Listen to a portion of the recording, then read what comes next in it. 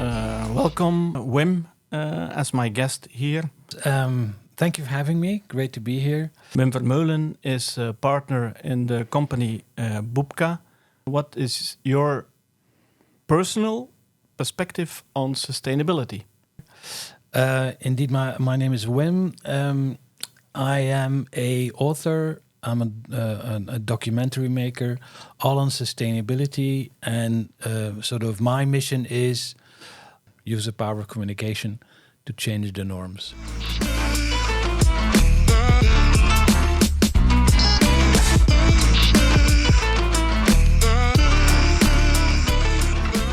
Okay, so it appears that you're really a specialist in sustainability. And I assume the company BUBKA is then also organized around sustainability.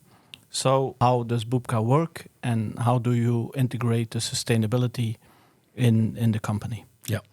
So BUBKA is originally a communication agency. Mm-hmm. We still are. But we have a growing strategic and research department. Because what we concentrate on is helping businesses identifying the frictions in their transition, and help solve those frictions with communication. And the frictions are on different levels. There's the corporate reputation is a level, and then the second level is business modeling. Advertising and stakeholder engagement. And those are the 4 domains we concentrate on and we do a lot of research on to understand what the rules are on corporate reputation, advertising, business modeling and stakeholder engagement in the transition. Because we are at the sort of end of the beginning of the transition. Mm-hmm. And what we mostly do is take the rules of the conventional world, okay, and try to apply it in the transition world. Yes. But because we have no idea what the transition will take us to, we know that it's not always right to use the same rules. So what we do is we research what the new rules for corporate reputation are, the new rules for business modeling, et cetera, and that's what we do. All right. That sounds really interesting, although still a bit theoretical for me. So let's dive a little bit deeper into that. And then I'm looking at the consumer, basically. Do you think customers still believe in sustainability claims? Well, consumers never really believed in sustainable claims. Okay.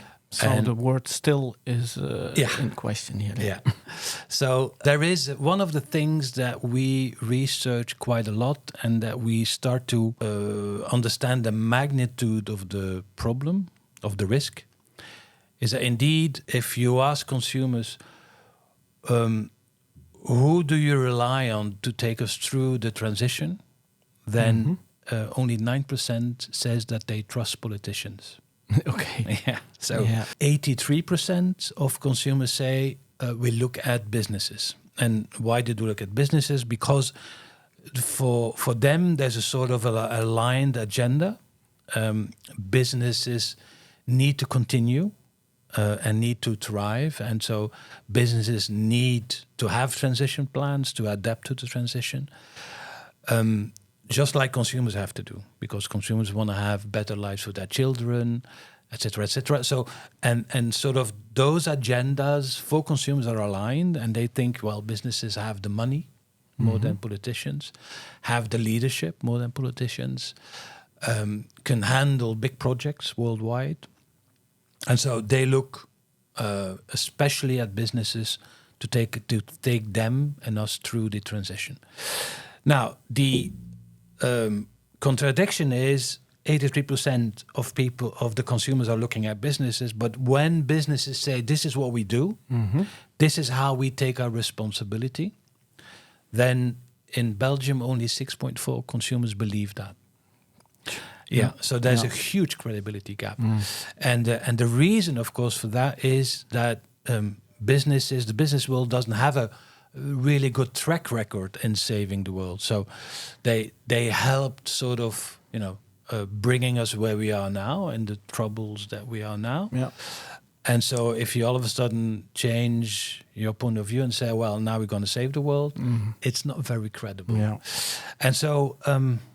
So 6.4, only 6.4 believes people that they when a business takes shows or wants to show how it takes its responsibility. So only 6.4 believes it, and that has a major influence on everything, on corporate reputation, on how you model your value, how you bring, what products do you bring to consumers, on advertising and on stakeholder engagement.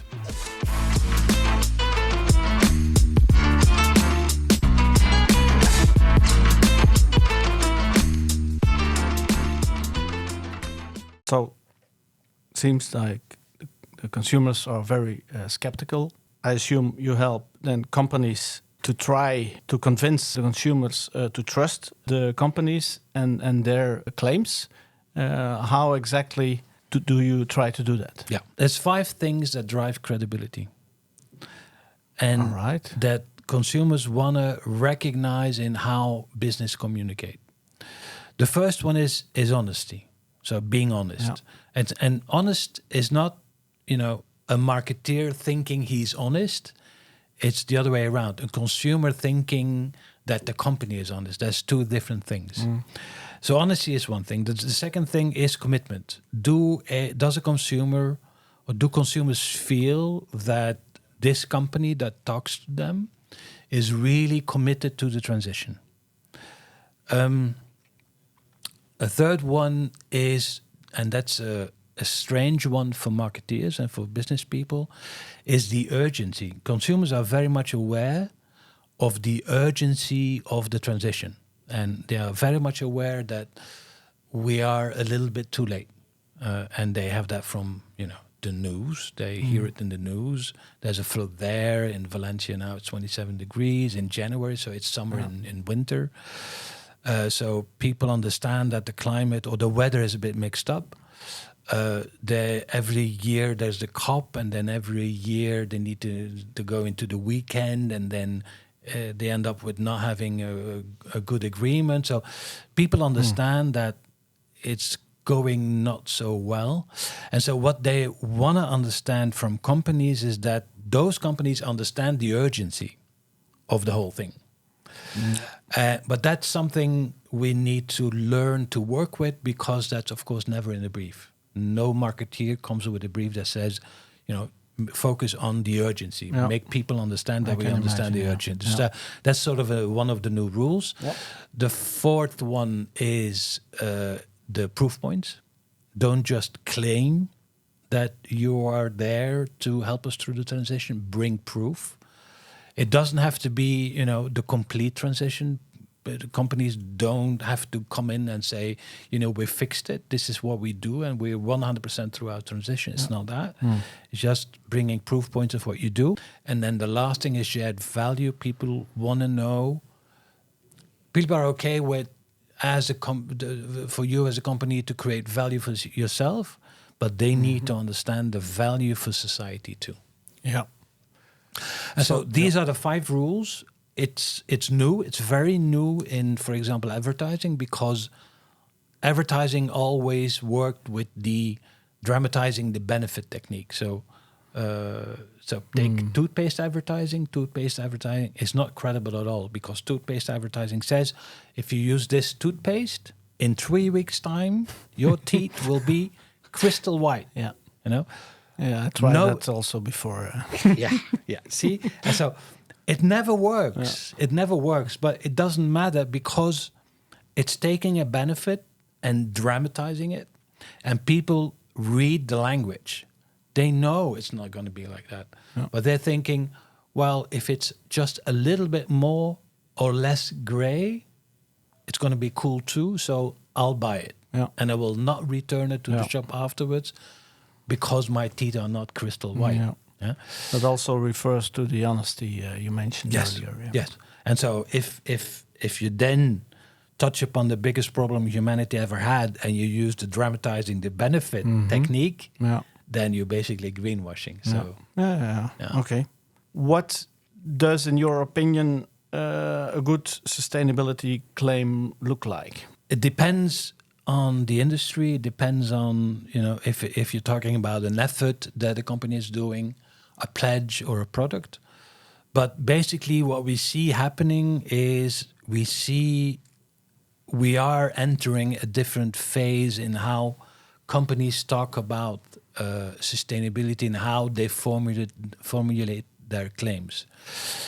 In 2020, 2021, that was 5 years after the Paris Agreement, we were sort of in the moral pledge phase. So the big companies came in and said, we're going to halve our emissions for 2030. We're going to go net zero in 2050. Of course, that was a pledge. It was very difficult at that time to have a plan to do that. So most of the businesses made the pledge without really knowing how to do that. Yeah. Well, But that was the moral duty phase. We have a moral duty, and we want to express that with this sort of sustainability promise that we're going to keep. Some of those companies need to come back from that and say, now we have the plans and we hit the wall. yeah. And They actually see that the pledge they made is not as easy to accomplish. yeah. Of course, there's new regulation that makes it difficult, indeed. more difficult too. And so, of course, the situation changed. So it's really difficult to keep your pledge. But then again, it's okay as long as you keep the transition going. You're fine. Yeah. You're good as a company.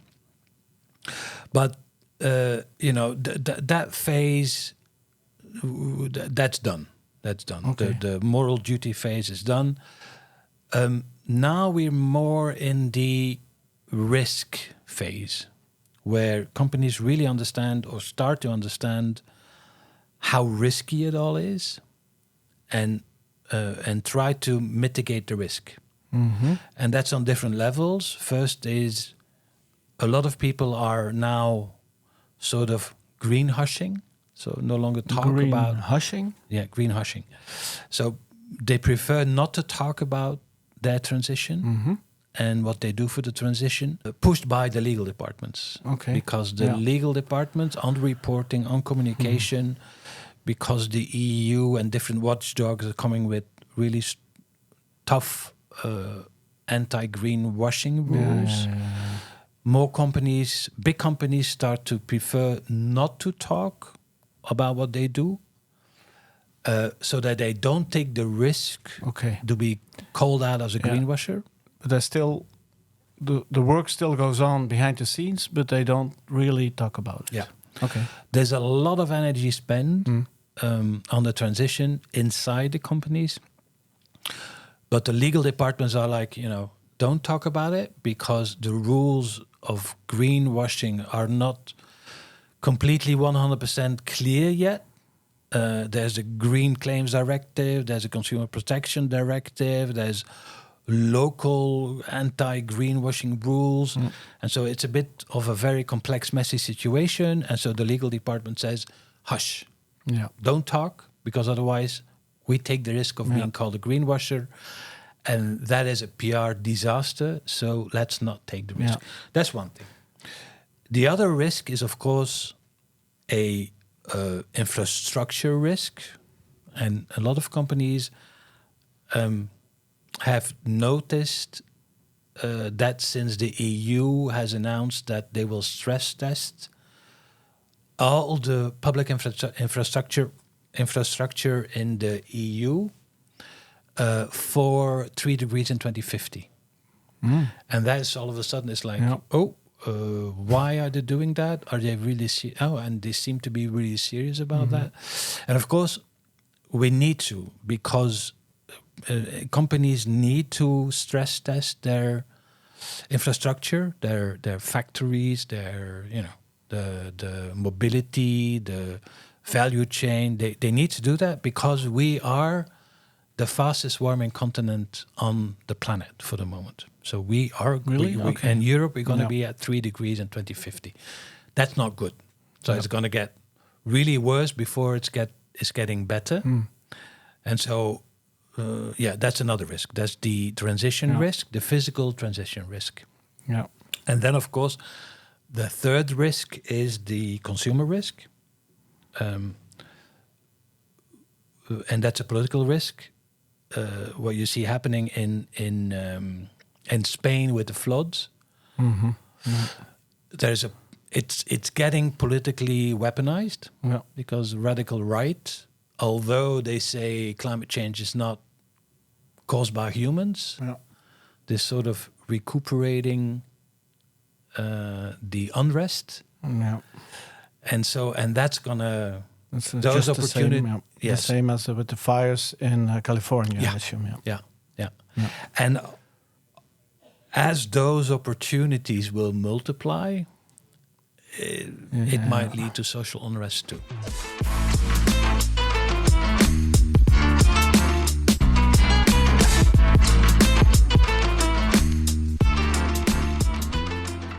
This all starts sounding very complicated to companies. Moreover, if it's the case that that companies don't want to talk about their efforts anymore, then the risk is also that companies will decide not to put so much money anymore in the whole sustainability because it will not bring any money, at least not on the short term. Yeah. That is the signal and the noise. The signal is what I just said, 3 degrees 2050. The noise is the greenwashing, legal departments that say, it's too risky to talk, etc. On the other hand, there's a huge opportunity, and some businesses totally understand that. Because we're at the end of the beginning of the transition, there's a huge opportunity to lead. Yeah. And some companies take that opportunity with both hands. Okay. And so they don't look, for them, there's no question that they would ever greenwash. Yeah. Because it's in their DNA of being sustainable. Yeah. And that varies. You guys have you have sustainability in your DNA. I just come from London and I saw that a new company called Oddbox, and Oddbox is a fruit box with odd fruit. So and odd fruit is normally what you don't get in the supermarket, and so their thing is instead normally this fruit will go to waste. Yeah. We just put it in a box, and you can order it, and it's not going to look like the apples that you have in the supermarket, but it is as good. And you will enjoy more and laugh about it more, I think. Yeah, absolutely. And so they are fully into sustainability because their claim is less food waste. Yeah. But because people understand that and can imagine that, it works. Yeah. So now is a time for, not every business will do that, but if you want to lead, well, now is the time to lead, because if your competition is silent and you are brave and you talk about it and you position yourself on it, it's going to create a real gap with your competition that is silent, and that's a big opportunity. Yeah. So your advice as a specialist in communication would then be to not shut your mouth, but speak out and go faster than the others do. Yeah. Yeah. It's the title of my last book. Is it? Speak Up Now. Okay. And that's exactly it's a huge opportunity for people to speak. Speak up now or remain silent forever or something like that. Exactly. Yeah, exactly. Now, greenwashing thing, it's also a very bizarre thing because it makes the risk that it wants to mitigate, it only makes it bigger. Because what we now see with consumers is two things. Because politicians are looking for the pause button and are silent, and because companies greenhush, consumers are like, hold on, there's one or one of two things. Either they don't talk about it because they have it under control and the problem isn't there yet. Great. So I don't have to do anything. I'm not asked to do anything. I'm, voluntarily I won't do anything because probably they have it under control. Yeah. The other opinion is they don't talk about it because it's so big and so complex and it looks so bad that they don't want to talk about it because otherwise, we will have another yellow vests and we're going to have a revolution. You open up a box of Pandora then, if you start talking about that. And so greenwashing reinforces either I'm not going to do anything because it's being handled, or I'm paralyzed because they don't dare to talk about it. Yeah. Either way, it doesn't help. What we need now is not 3 million climate activists that live the 1.5 lifestyle on 100%. Yeah. We need 400 million people that live 20% of the 1.5 lifestyle. That will change stuff. So we absolutely need people to move. Yeah, you need everybody yes, on absolutely. the same side. Yeah.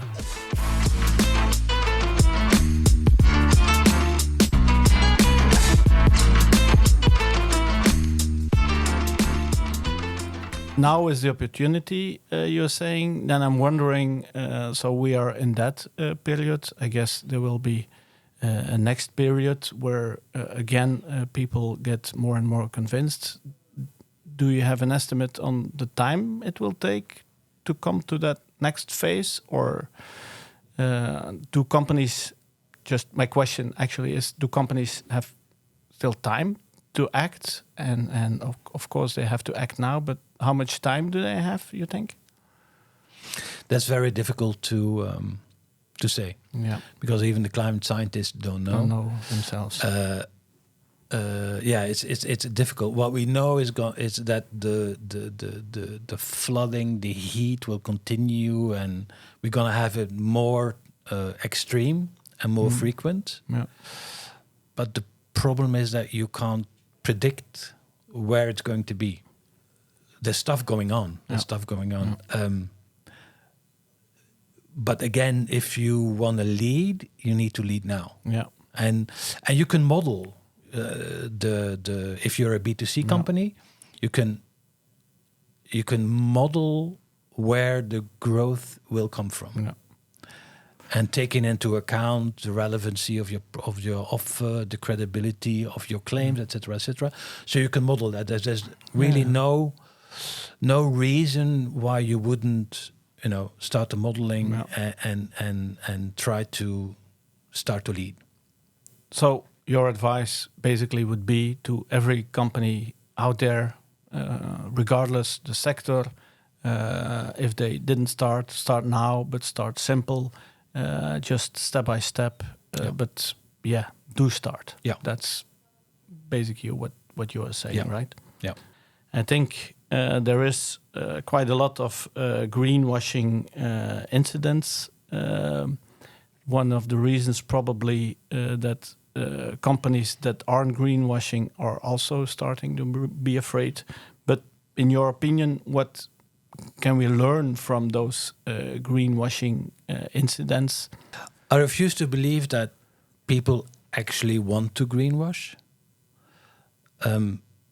Maybe in the finance industry, because there with ESG, there was a lot of greenwashing going on voluntarily. But I can't imagine with marketeers that they actually would voluntarily start to greenwash. What I see is, however, is a lack of discipline. Okay. It's not difficult not to greenwash. You just have to master and manage the rules. The rules, even if no rules are coming, you can know what the rules are today, and you know which rules are coming from the EU within 2 years. So it's basically not that difficult to understand which of those rules apply to what you want to do, and have the discipline to respect them. Yeah. Huh? And so there shouldn't be any greenwashing cases at this time. That there were greenwashing cases 2 or 3 years ago. Yeah. That was sort of expected because the rules were very unclear then. Yeah. But since then, everybody looked at it. Everybody, a lot of experts looked at it and said, well, what they mean exactly is this, this, and this. So really today, it's, if you would greenwash today, it's really a lack of discipline. Yeah. Okay. So the greenwashing will go away. Yeah. So that goes along with what you said earlier, the phases, that this phase, in this phase, greenwashing is like fading out. Yeah. Yeah. Okay. It's like fading out. Yeah. I Because think I agree. Yeah. Yeah. Because, the legal department won't allow you to take that risk. So you will need to have the discipline. The other thing is, and that's another thing that will help, is the whole reporting bit. So a lot of companies are working on their CSRD reporting, the big companies. Yes. Now, the interesting part, I'll come back to the regulation within a minute, but the interesting part on the CSRD report is that at the end you need to say, according to the taxonomy, EU taxonomy, X% of my turnover is sustainable, X% of my CapEx is sustainable, and X% of my OpEx is sustainable. Those numbers won't be very impressive. It'll be about 8% of my turnover is sustainable.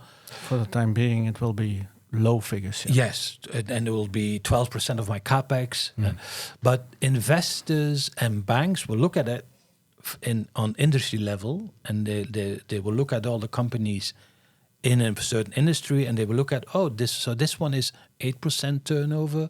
The other one is 12% turnover. So, okay, that the other one, the second one is better. But the first one is investing 20% in CapEx. The other one, 2%. For the future, it looks the other way around. So where will I invest in? The first one. But then, other than that, people will look at turnover and expect that turnover to grow. Yeah. And so next year, 26 and 27, a lot of CEOs will go to their CMOs and say, hi guys, we need to have our turnover to grow, to get more sustainable. What are you doing? What are the new revenue streams? Because the conventional revenue streams need to go down. Yeah. And what are the revenue streams that you are bringing that will transition and that will grow, and sort of compensate for the decrease in conventional revenue streams. And then that will be I think, where we will unleash marketing power. Yeah. Then that will be the first time that the really big marketeers that know the craft, that they will say, okay, let's go. Let's go for it. Now we need to get going. Interesting. There is a lot of things happening behind the scenes.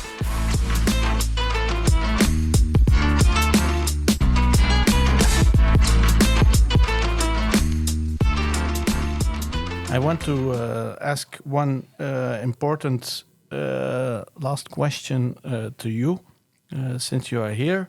What, in your opinion, are the biggest challenges, but also the biggest opportunities for brands aiming to take sustainability seriously in their messaging, in their marketing for the future, I mean? I think the biggest opportunity for businesses that want to take the lead is to counter the impression that consumers have that the transition means consuming less and stop doing things like they do now. It's the whole degrowth thinking. It's the whole, the transition means you have to stop doing things that you like. Yeah. And we need to counter that because it's not true. It's not true. It's the transition doesn't mean from the 100 things that you do, there's 90 things that you need to stop. Yeah. So it's not. It's just. It's having a different, doing things differently, but not less. Yeah. Yeah. So, for example, if we the 1.5 lifestyle Mm-hmm. looks a lot like my grandfather's lifestyle. He had, 3 pairs of shoes. Mm-hmm. One for the week, one to go to work, and one for Sunday. He had 2 pairs of suits. One for the week to go to work, and one for the Sunday. Mm-hmm. So we just don't need 20 pair of shoes. We don't need 20 pair of plastic shoes. No. We don't need the luxury of, going to a website, select 7 pieces of clothing, have them delivered the next day, fit them at home, then decide that, none of those fit, and send them I was back. going to say one pair fits, but... Yeah. Well, anyway, and then send the rest back for free. Yeah, that's It's what's happening. completely useless. But for consumers, it's pretty convenience. For the planet, it's a pretty disaster. Yeah. So, we don't need that. No. We really don't need that. And there's plenty of things that we actually don't need. Mm-hmm. And if you're gonna take them away, nobody will complain. Nobody will complain that you can order your clothes and have to wait 5 days to get it delivered. Mm-hmm. Nobody will complain about that. Nobody will complain. Everyone will understand that if you then want to send 3 pieces back, that you have to pay for it. Of course, you have to pay for it. Mm-hmm. And so it's very important that people understand that it's just doing stuff differently, but it doesn't have to hurt. Eating less meat doesn't hurt. It really doesn't hurt. Eating more plant-based is actually pretty exciting. Yeah. But we sort of position it as we're gonna take your meat away, and it's like, no, we're not gonna take your meat away. You need to eat vegetables. Of course, we. That's what my mom said. Yeah. Eat your vegetables. Eat your greens. Yeah. And that is a big task that we have, and it has to come from the business world because when it comes from politics, it'll be orders and pointing the fingers, and that will not motivate people. It has to come from the business world. The odd box is really cool example. Yeah. It's a really cool example. It's very friendly. It's not pointing the finger. It's really like, it's funny fruit, but it's fruit and it's really tasty. So go on. And that's the big opportunity, but also the big task that businesses have. Yeah. Make people understand it's not about less, and it's not about pointing the finger, and it's not about you really need to completely change your lifestyle. It's doing things differently. Doing things differently. Yeah. And then I would like to come back to what you said in the beginning of the answer of your question about the shoe brands. You don't need 20 pairs of shoes. You only need 3 or 4 or 5 or 7. Let's find a decent figure. But I don't think the shoe brands, as they do business today, will like that answer. So that means they don't need to change their communication. They need to change their business model. Yeah. Probably. Yeah. And they will. They will, because it's a question. So the problem just with plastic shoes is it's really not so expensive to produce. But it's not expensive to produce because you don't take the negative externalities, so the cost of climate and the cost of nature. They don't take that. They don't have to pay for that. They don't have to pay for the damage that plastic shoes do to nature and to biodiversity and to climate. We will change that. There is a carbon. The carbon tax is already there, but the carbon tax will be there. There will be a cost of nature. You will have to pay for using the natural resources. Once that they need those costs into account, they broke. Yeah, they broke. So they will need to. You, They will need to make their business model evolve. Yeah. They will need to find other solutions, and that means that shoes will become more expensive. Not because they are hyper cool or hyper trendy, no, but because it's gonna cost more to produce them. They're produced in a different and more sustainable way. Yes, and those taxes are not there yet. Let's hope they come. The sooner the better. But again, here, the idea, the good idea for the companies is to start again now and start simple in also changing the way they produce, the way they think about doing business. Yeah. I would assume. That's something that you see with family businesses, because family businesses think differently. They think in dividends for the 5th, 6th, 7th generation, and so they know. Yeah. They know that there will be a cost of nature and a cost of climate, and they will be asked to compensate for that. And so those family businesses are already now taking into account it's going to be a carbon tax of X%, a cost of nature of X%. So how will we manage? Yeah.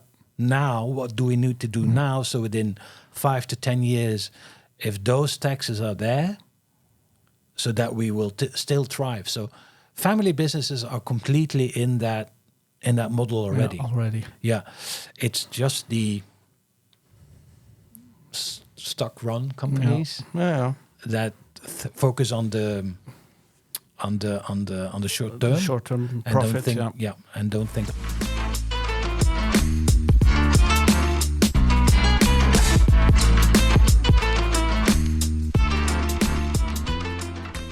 So I believe we can talk for a couple of hours here. I think we should finish.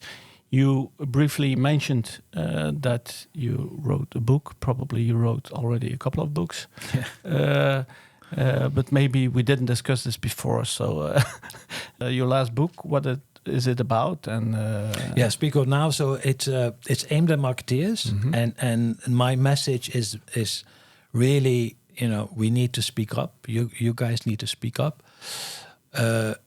The first part of the book is a bit depressing, because I'm tuning into. I want marketeers to understand what the problem is, because I don't think marketeers can come up with the solutions and won't recognize the opportunity if they first don't know what the problem is. What the problem is, yeah. So I'm talking about the Paris Accord, about the COPs, about regulations, etc., etc.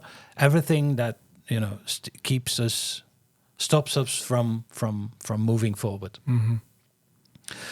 And then the second part of the book is Don't spoil it. no. The second part of the book is plenty of examples. Really, plenty of examples of businesses that are going fully in, and how they do that, what they do, and how they manage it, and how people react, etc., etc. Yeah. So, how to put the transition into your DNA, and the third part is on the credibility, because it's so important that marketeers starts to measure and manage the credibility, because it's, as I said, it defines your corporate reputation, your brand reputation, the engagement of your stakeholders. It really defines everything, and that's something that many people don't take it into account today, and that's hurting. Okay, well, then we will end this podcast. Thank you for being here. And I'm immediately taking off, go to the bookstore and buy your book, Wim. Thank you. Thank you for having me. Thank you very much.